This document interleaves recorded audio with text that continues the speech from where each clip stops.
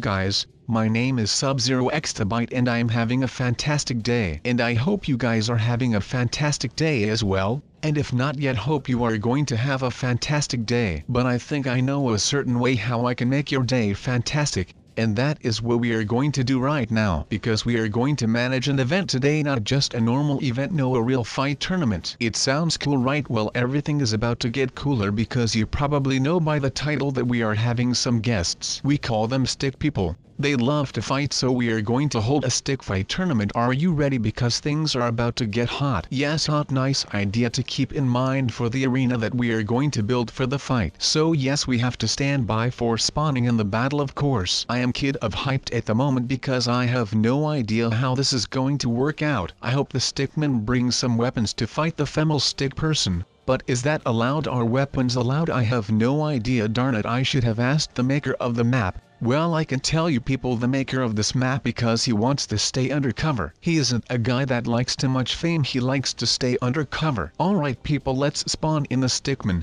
and see if they have weapons on them. Well, as you can see, they don't have any weapons, so it is going to be a fair fight. I think it is time to spawn in their opponents, people. Yes, the female stick person are going to spawn now. Really nice. As you can see, the female stick person do have some weapons, and they even have baby female stick person for speed. Darn it, I don't think the stickmen have a change. Let's find out. Start a battle. Wow, the female stick person are going really aggressive from the start. Look at them pushing. Are the stickmen afraid? I don't know. Look at them getting pushed. This isn't fair. The far line is holding them back, but this side is just running off and spreading out. Maybe that is a tactic, but as I can see here, there is nothing going well for the stickmen. Should I stand in as a helper, or is that unfair for the female stick person? I have no idea. Darn it people, I need to do something. Should I spread some lava out where female stick person and stickmen get damaged from? I don't know. No, let me get a sword. I am going to help the stickmen. This is just not fair. Let's kill some darn mobs now. Look, they are moving smart in little groups where they are stronger. See, the female stick person are smart as well. Darn it, these female stick person. Should I call in some golems to help? I don't know who will win then. You know, I need some golems in my city to defend it from mobs, because the attack on my city was sort of the same situation as this. The attack was in the middle of my city, like at the city center where people came together. It is something that happens every day. People from all over the city come together at the city center to just talk and do fun things together and meet new people. Well, so the attack with the mobs did happen at this place. It was a chaos. Everyone was in shock. There were only a few people that could fight them back. Chip also was there. He was the one that was leading the small group that could fight. But it was not a fair fight. It was a small group of 10 people against 100 mobs that kept expanding. So there was only one thing that we could do, and that is activate the mines. Before Chip and I started building this city from ash, we toughed of a defense system that we could use when things like would happen like this. We could not really find one, but we had like something that you call a defense system to defend the system one last time, and that are the mines that we placed underneath the city that we could activate when a huge attack would happen. That means that we will lose the city, but that isn't the point of activating them, because by doing that the mobs can't take over the city. So that is what we did. We activated the mines, and below the city we first had turned on the alarm to let everyone know that they had to leave the city. So after a bit of time we activated the mines and everything blew up. But don't worry, we are already busy with making a new city, and this one with proper defense system, because with this system we are going to be able to spawn a protect dome around the city that will keep out every mob that tries to come in.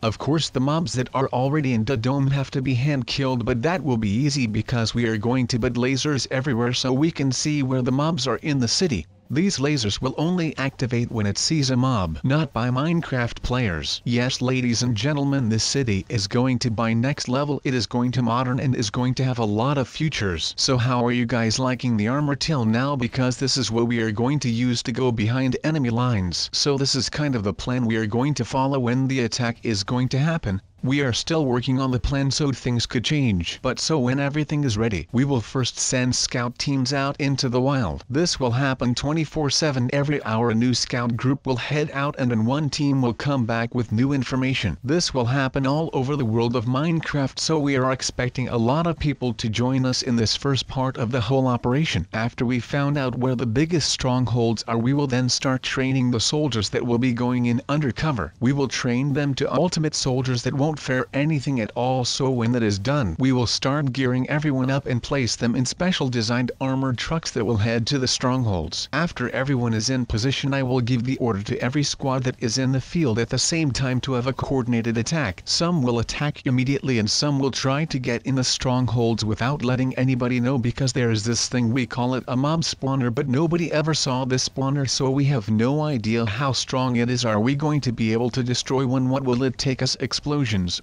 Or are we going to need to chop it down or but lava over it? Nobody really had a change to do testings with it, so we will need to improvise as when the squads are on the spot. So that said, what is the next thing we are going to test? Oh yes, it are the fire bombs. This has a nice history behind it. We had these bombs for a long time, but nobody ever tried to really work on it, but finally the team did it, and as you can see, it works very well. These bombs were made from a long time ago when the Arabs came with gunpowder. Gunpowder was something really special and nobody really knew what to do with it, but after doing some magic, this beautiful bomb came up. This will be something we are going to use a lot, especially to those groups of skeletons that always try to shoot at on target. The hard thing about skeletons are that they come in groups and then aim for one target until you have killed them one by one. But then you already have catched some arrows. But from now on that won't happen anymore. You just throw one of these and everything is done. Say, we are really improving in our arsenal against those darn mobs. Sometimes I just want to go myself there and kill every one of them one by one. Kill, but that isn't so easy. Did you guys know the mobs have a king? Yes, a mob king that is in charge of everyone. They call him Mob King. He looks like a zombie, but then a huge one. Like normal female stick person are 2 meters, but this one is huge, like 10 meters, maybe bigger, we don't know. If you guys have some popcorn, then you guys came prepared, but to the guys that don't have popcorn, pause this video and get just a bit of popcorn right now. Or if you have some chips and stuff, that is also great. So yeah, the story. Wait, you didn't take your popcorn? Okay then, go ahead mate, you are a true rebel. But yeah, this rebel right here that didn't take any popcorn or something else to eat is going to be bummed out when he hears this amazing story and he doesn't have any popcorn. But anyways guys, let's proceed. Now shall we? Well, this sword is really great as you can see. But Bill, the guy that I was talking about, once heard from the local villagers that there was a sword somewhere deep down in a cave. There was obsidian and some redstone torches, and in the middle, there was this chest. No one dared to open the chest. There might have been ghost inside of the chest or something else. No villager was sure about that, so they just didn't open the chest and they lived happily ever after. But great stories were told that the thing that was inside the chest was a giant that would protect you for life. But the other villager would tell you that if you opened the chest, a witch would come out of her swamp house and hunt you for good, and that there was no escaping the witch. So Bill was not really sure what he heard when he was in the village. And as I said in the beginning of the video, from other stories from those same villagers that had aged over the years told me when I visited that Bill was a really brave and curious guy and he would enjoy helping the villagers out, so he did just that. And all by himself he went to the cave, he searched for a bit and he was just mining and stuff, and he has some valuable things in his inventory. But then eventually he came across this thing that matched the description of what the wise villagers gave him about that chest that was in the middle of some obsidian and with the spooky redstone torches on top of the obsidian. So now that Ben was there, he opened the chest without thinking, and of the first look there was nothing inside, so he already felt like he had just been hyped by nothing. But then a shining light came out of the chest and it was a sword. He came in for a closer look and it was a diamond sword, and it didn't yet have anything on it except for some sharpness enchantment. So Bill was pretty happy with what he had found, but he didn't know what would happen to him yet.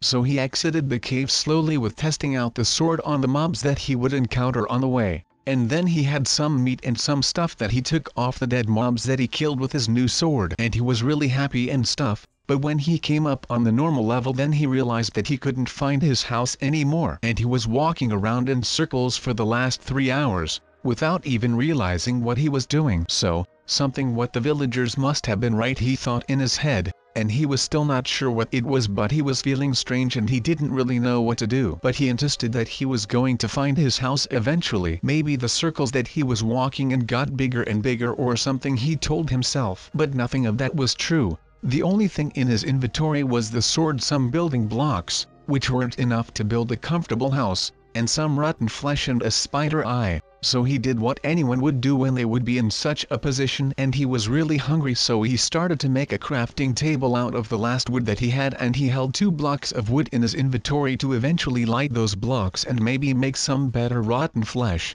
maybe some well done rotten flesh. So he did just that, and he thought it was delicious. But after the meal he went to sleep in the open. He just dug a little hole where he could sleep in so he would really be that cold thanks to the wind. So he was lying there in some hole. So now he was just sleeping, and he didn't really feel safe or anything, but he needed sleep, and if he didn't go to sleep then he knew that something like that wouldn't have a positive effect on his body and mental strength. So he decided that it was night and it was the best thing to do. But when he woke up his sword was removed from his inventory and he didn't know where to start looking. Maybe his head was so weirded out that he didn't remember where he placed the sword, and he wasn't able to fly like we are doing right now. But he wasn't able to do that, and he needed to do it the ancient way, and he didn't really have much left in his inventory. All the food was gone, the wood was gone, and now the sword was gone as well. So that was really not nice. But he did have a spider eye though, so that was great. He would duct tape that spider eye to his back and now he could look behind him. No, just kidding, he did not actually do that, but he would keep the spider eye in his inventory in case of that he was really hungry and that the spider eye would help him to survive. But now the only thing in his inventory were some blocks and that spider eye, so he quickly thought by himself that it was necessary to get some wood. So